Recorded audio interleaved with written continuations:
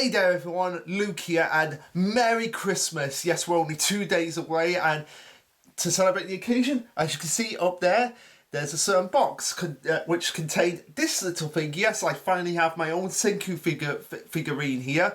So hopefully, I tried to do this just earlier but it wouldn't stand still, so hopefully this time it will. Yes! Yes, he's standing still. Senku is standing still. But also, not only that, I got Dr. Stone Season 1, Part 1, which goes up to the point where they actually go and get the gasoline for the drug that's used to cure Ruri. So, yeah, that's some things I want to talk about. Also, there's other things in the video that I want to talk about when we actually get to it. But for now, get yourself some snacks. Like this English snack, Christmas traditional snack, a mince pie for all you American peeps who have no idea what this is. It's a mince pie, not a mince pie in the sense that you would have meat, but mince as in like a sugary substance. So,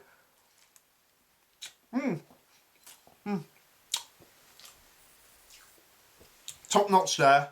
My mum makes them every year, homemade mince pie, so thanks for her. But for now, let's just get into the review and let's enjoy the final chapter of the year.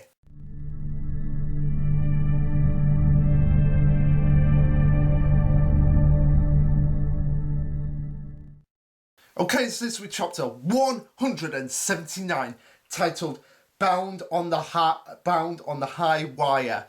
Now, obviously, this is a reference to what actually happens in the chapter, but also there's some other things that happen in the chapter which I would like to discuss. But one thing I want to bring up here is if I can actually go into the comment section for the comments, if they'll actually come up.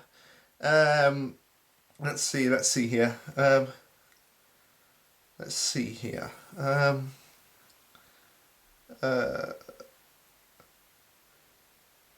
Yeah, here we go. It's something that Party Jams brought up. It's in regard to what happened in last week's chapter, where it seemed that Max and Carlos were actually confused about when Luna revealed her relationship to Chelsea. Caleb's tweets, Caleb Cook, the official translator for Dr. Stone, actually clarified a few things, that it was putting more emphasis on Senku and Luna being adults as a way to imply that the relationship is at a certain level and involves certain activities. So that was what they were referring to. So Carlos and Max were just being perverted idiots there. So that's all I wanted to clarify here. And also, something else that happened on Twitter, which I'm going to get into at some point as well in the chapter, is how the relationship between Hyoga and Khoaku, of all people, has developed, and it's something that I didn't think about when I first started doing the reviews and looking back on the series. But now I've actually seen it, I'm like, oh my god, this actually does make sense. So we'll get into that when we get into it. But for now, let's just dive right into the chapter. And also, don't forget your Senku Coke. Alright, so the chapter starts off with Taiju basically doing a quick recap of what the events are going on, in that Stanley has rebuilt his plane and it's in hopper two of them, and they've got to craft a ropeway. Now, I initially thought that they were actually going to build like a cable car, but I was wrong here. And he goes on to say that this is to cross the Andes Mountains so that they can actually reach the Amazonian rainforest. And again goes on to elaborate that says, of course, that only applies if the rainforest really lies on the other side. But just like, you can bet it does. Now, another thing as well, we're going to get into some suspicious actions from Chelsea in this chapter, which Party Jams has also brought up, and yeah, I'm kind of on that board still with the fact that Chelsea might turn out to be the villain of this arc. But anyway, continuing on, we see Khoaku basically uses two of the rubber tires to actually make a springboard to actually spring herself over the crevice that they're actually going to use, and spring that from one area to another. Wait a minute. Crevice? Getting a person on the other side. This chapter sounds a bit familiar to me. 1 second. Okay, I had to bring this up, but this chapter is very similar to the one of the last chapters of the escape from Gracefield House in the Promised Neverland, mainly the actual escape itself, because we see in that chapter that Dawn actually uses some rope and is the first one to actually cross, in the same way that Khoaku uses springboard and actually gets across to the other side herself as well. But of course, with this being Dr. Stone, things are a little bit more realistically shown here, and I just wanted to bring that up because if we can actually get to the ending of this panel right here is very similar to the panel at the end of the chapter as well. I just wanted to bring up that when I was reading this chapter, I was like, I'm getting a bit of deja vu here, and that was the chapter that I was actually thinking about. So either that's a huge coincidence, or again, it's just showing respect to a good arc in manga in terms of the Escape from Gracefield House arc. And of course, it does make sense for Khoaku to be the one to actually spring across, but she, for years, made it her mission to actually get enough stamina to actually care for Ruri when she was actually sick with pneumonia before Senku actually came along. But of course, now that she's across, she can't hear anything, and she wonders what the next step would be. And of course, being quick thinking, Yukio finds his arrow, which lands right in Khoaku's shield, and she's able to catch it. And Luna's like, a ropeway with that dingy string, and Yukio clarifies that no, it's just the guy to send the real wire across. And Gen brings up an interesting point here. It's like they're in a real sense of trouble, because again, Red has actually pointed out some very noticing here that Gen just tends to like cut up words and put them together, and it is starting to get annoying the more I actually say it, the more I actually see it in the manga itself. But he's basically saying to Senku, like, Senku, with Khoaku over there, how can we relay instructions? And with the enemy plane being on the way, they wouldn't want them to be eavesdropping on anything. So what they do is make a makeshift phone. Basically Yukio, Taiju, Gen, and Yukio say like phone by string, like when they were kids, and how it's low tech but how it can come in handy. So basically it's the age old thing where it's like, okay, you have two cups and you have a piece of string, and you basically communicate into it. Even Promised Neverland did this in one of the extra chapters as well. So yeah, sometimes the most simplest solutions are the most effective. We then see a montage of them actually building the ropeway, which is pretty simple but also very effective at the same time, as we see like two of the tyres from the motorcycles have actually been made into the wheels that are actually going to cross, and one of the motorcycle seats have actually been used as like one of the seats for them to actually sit on. As Ryusui brings up that it's like the pulley system that slides along the stretch cable, like when they use aerial wires to transport materials from forestry. And Senku brings up that the only danger right now is the weight limit. But of course, Taiju being Taiju, it's like, with me, Khoaku, and Tsukasa up there, we can go 100 lows, no sweat. But Senku's like, no, we need it. I'm talking about the engines. I'm talking about the engines here and the tires. So it's best Taiju to leave the heavy lifting to the machines themselves. But he goes on to say, what's the max load that our Kingdom of Science ropeway can bear? Roughly speaking, that the limit's about 160 kilograms, which I converted to stone. That's like 25 stone in weight. So it basically could carry, from what I've seen, like I guess 2 Hyogas. That's basically the weight limit that they're going with here. So like 2 Hyogas. As Chrome's like, we can break down the equipment and carry it in piecemeals. As you can, like, sure, if we make the trip in pairs, we just need to figure out the optional pairs based on body weight, which is I love that they're bringing up these factors here and giving a real sense of realism, like I've been saying, and also a little bit of tension, because even though Stanley is on his way, they have no idea how far back he is, or how long it's going to take him to actually catch up to them. So it's so I love the fact that they're thinking strategically, but also there is a wary of the tension of Stanley being on their tail. And I also love the fact that they're actually saying, like, okay, we can break it up in pairs, we can break all the machinery down, take it over there, and then rebuild it back from scratch. We've done it before. We know the situation, so we can do it again. Khoaku continues on and says that the real issue is Sinu, and if it was to be between him and Suika being left behind, who's to say that he wouldn't just bump Suika on the head and then just go just go running off? As Yukio brings up the fact that it reminds him of an old riddle of the old, not an old riddle, but an old brain tease of the old river crossing, that you are a traveller who needs to cross a river, but the boat can only carry you plus one piece of cargo, and you have three things, which is corn, chicken, and fox. If you leave the fox and the chicken alone, the fox will chow down on the chicken, and if you leave the chicken there, then it will just chow down on the corn. And it's like the chicken's looking down at a corn feast. So how can you cross the river without losing anything? And of course we get Mecha Senku, who's like, this is a famous puzzle. Never heard of it. Try solving it just for fun. So we're gonna try it. We're gonna try and solve it ourselves. Now, the most simplest solution would be to take the chicken across first, so that you only have the corn. There. Then you let me think. Okay, you take the chicken across, so you have the fox and the corn. Then you take the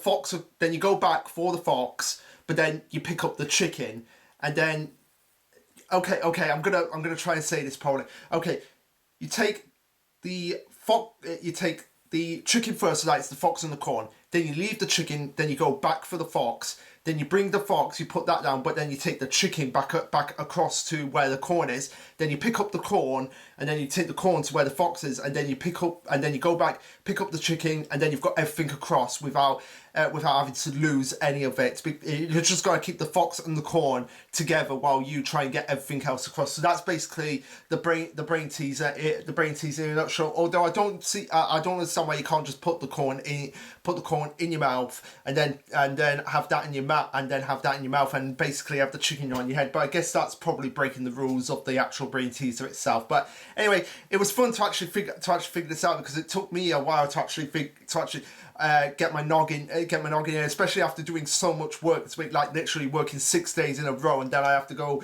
and do a brain teaser like this. I'm like, oh my god. But fortunately, I get the gist of the brain teaser, and I was able to work it out. So yeah, good thing that stone is actually keeping my brain working and keeping my noggin working. Khoaku goes on to say that the biggest concern is if they actually got Hyoga and Sinu paired up together, as they are reminded that Hyoga did actually try to kill Tsukasa based on his ideals, and they can't be for sure like what Hyoga's actual stance on is, because he's been very mysterious since his revival. I mean, he has helped them, but he hasn't really done anything. He's just kind of been like in the background, just observing and coming to a decision. And if he and Sino get a chance to act alone, they don't want to assume the risk, but they might have to assume the risk. As Hyoga says to Sinu that he believes that they're very much alike, and they could actually join together and build a kingdom of their choice, and the two of them could flee together and run through with Stanley's crew. Now, I don't know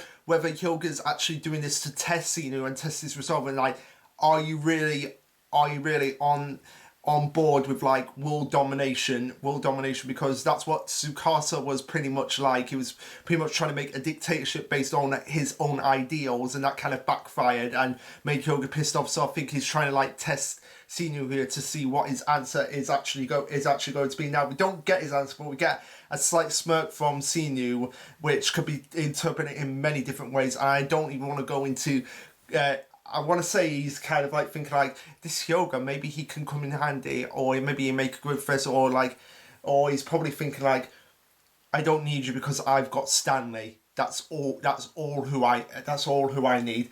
But anyway, continuing on, we have Chelsea going, hang on, you're breaking my brain over here. Did you just say that Hyoga killed Tsukasa because she wasn't around for like everything that went around in the Stonewall saga? And Gen's like, yeah, that's the gist of it. That's the gist of this. But you'd be surprised, dear Stanley. Well, you'll be surprised, dear Chelsea, that this whole relationship, this whole Kingdom of Science, as a tangled web of very awkward relationships as we get that, and yeah, that would make any person's head explode. Oh no, I do like the one with Kohaku and Suika, who are just like love heart, because again, I love Kohaku's relationship with Suika, how it's kind of like a motherly big sister thing, and I could see Kohaku, if I was going to pick a role for her to play in the new Star Wars, I could see her being a teacher, like a teacher or an instructor of to get the kids fired up and fighting in the future of the Stone World. I could see that, like her being a teacher and being a motherly protective figure. I could definitely see that for Kohaku's character. But one thing that was going to happen in here was that there was going to be like an X, where a line and an X between Khoaku and Seku to illustrate that they're ex-in-laws, like ex-brother-in-law, ex-sister-in-law. But I'm glad that wasn't included, because basically the whole marriage was only about 5 seconds, so it'll be pretty pointless for that. But yeah, so much killing in the kingdom of science. In the kingdom of science. Sorry, I mumbled up my words there. And yeah, Chelsea, you're pretty much on board here, but I'm still very wary of you, and it's all thanks to you, Party Jams. As they continue to discuss the weight limit and the weight issues, Tyler's like, we're just going to put Hyoga and Xenu together, which of course was the baddest thing that they could have put together, the baddest pair, as Chrome says, the baddest pairing of them all.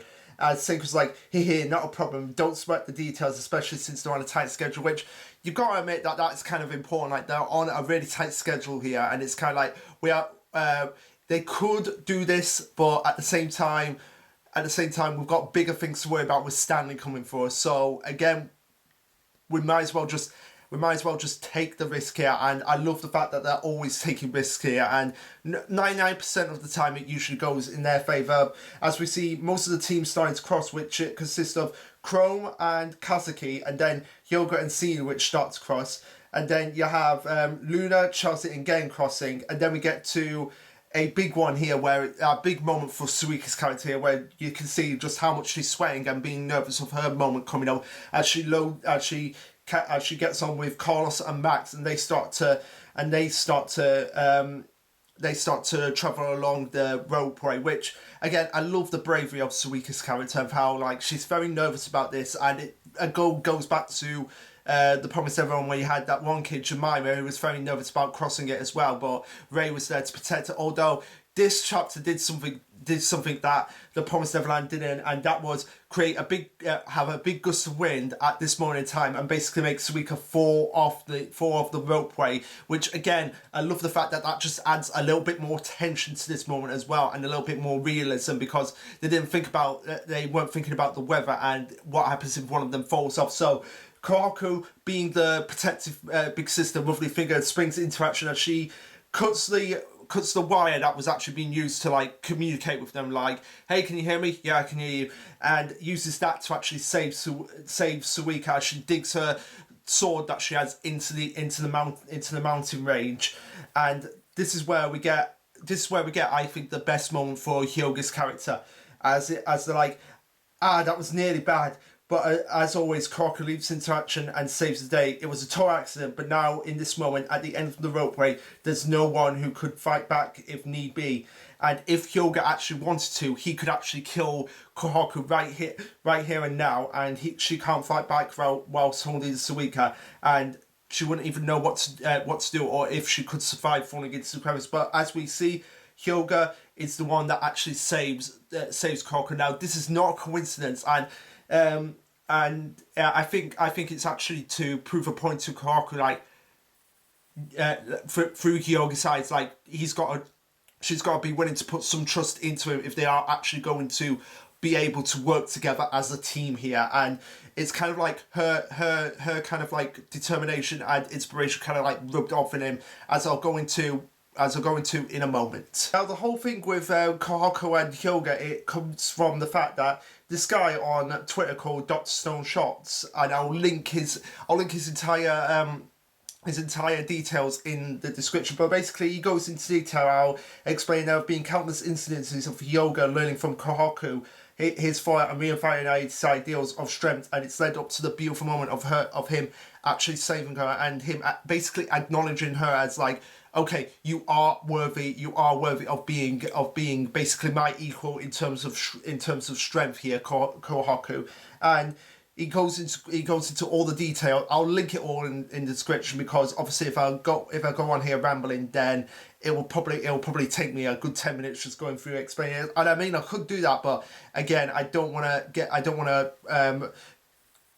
to bog people down with me just explaining everything. But basically, it goes into details how Khoaku was the first one to notice Hyoga's strength and identify him as a major threat.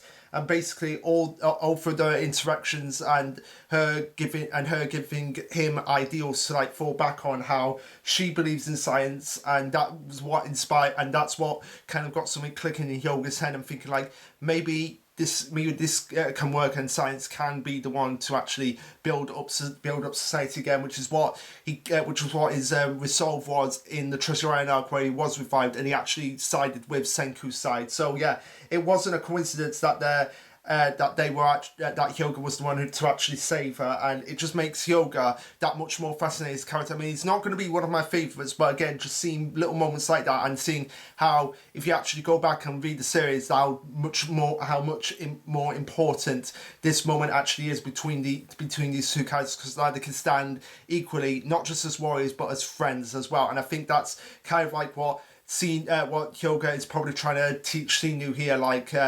I've changed because of these people, and I'm sure you can as well. And do you really want to go back to the whole thing of being like on world domination and everything? And I think like Sinu's actually gonna start thinking about maybe being like a dictatorship like I originally wanted to. Maybe that's not such a good idea. Maybe hopefully if I meet up with Stanley again, I can kind of convince him to stop this as well. And maybe we'll get a moment with Stanley doing a Hyoga in the same way that Hyoga did to Tsukasa. Who knows? We'll just have to wait and see. But one thing that I've got to call out here is what Chelsea does here, as after Chrome sighs is like, oh, thank God for that, like they're both safe, and Hyoga was the one to actually save them. Chelsea hits Hyoga on the back, but not just on any side. She hits him in the spot that Stanley shot him. Now, whether or not that's just her being ignorant or her just not being aware of the fact that moment that actually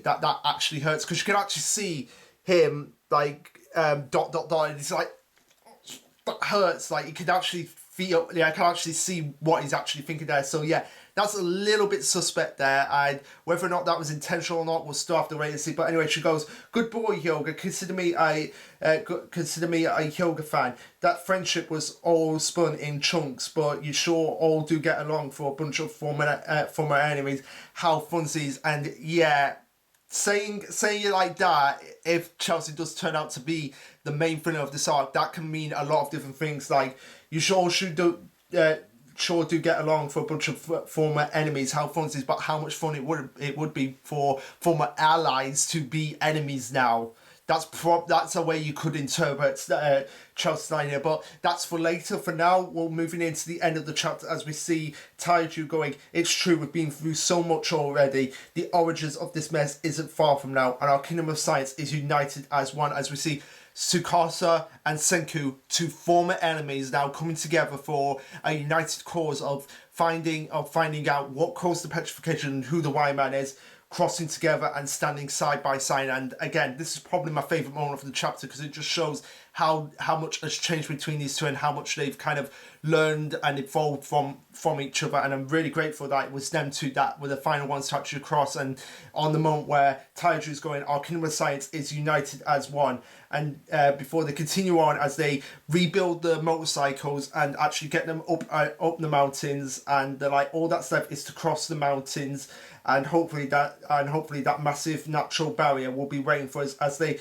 rise over the mountains, and they get a great view of the Amazon rainforest, which is vast, probably more fast than it was when it was 3,700 years ago. As we see Chrome close out the chapter and the year by saying, "Yes, finally our chance to leave them in our tracks. The Amazon rainforest, we've made it. This is our win," and that's where the chapter ends. With the next chapter hitting January 1st, but officially that's on the website, but in the magazines it comes out on January 4th, which of course is Dr. Stone week, because January 4th is Senku's birthday, and hopefully I'll be getting the chapter out then, because me and Senku, we have a connection here, because not only is his birthday on the 4th, my birthday is on the 7th, so 3 days after Senku, so that's going to be Dr. Stone week, basically. So I will probably get the chapter out at that point, but I'll put Senku down here for the moment.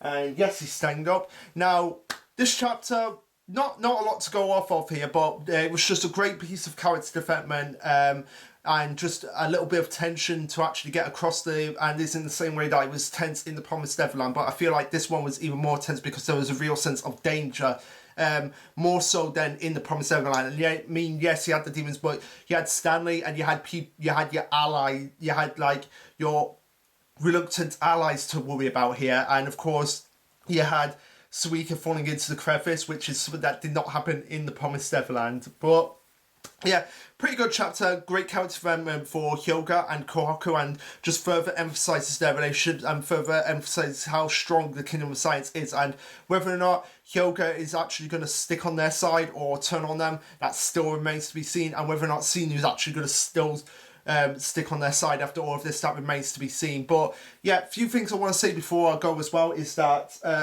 the 2 Promised Neverland special chapters that will probably come out in the next couple of weeks, leading into the new year. So yeah, look forward to that. And my initial reactions on the 2 chapters, they were pretty good. I did like them. I loved it. That it was focused more on Crone and Isabella, as we got to see where their characters came and went, and how they changed up the series. But that's for later. For now, let's just close out the year by saying, what do you guys think of this chapter? Let me know. Like, subscribe, comment, all that jazz. Have a very Merry Christmas, and this will be Lashaluk signing off. Later, guys. Hope you get what you want.